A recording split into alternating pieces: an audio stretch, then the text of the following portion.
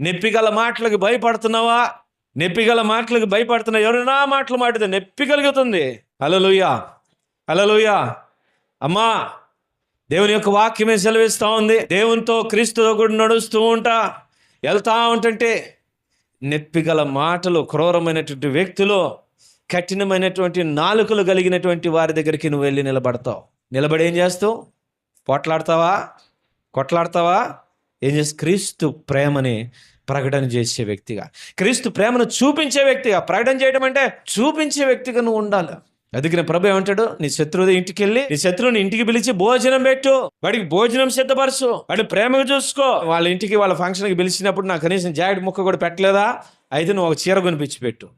ఎందుకు తెలిసిన? ప్రేమ. నాకు అది చేయలేదు, ఇది చేయలేదు కాదు, నువ్వేం చేసావు? ప్రభు ఏం చెప్తున్నాడు? ఇతరులు నీకు ఏమి చేయాలని నువ్వు కోరుతున్నావో నువ్వు ఇతరులకు అది చేయి ఫస్ట్.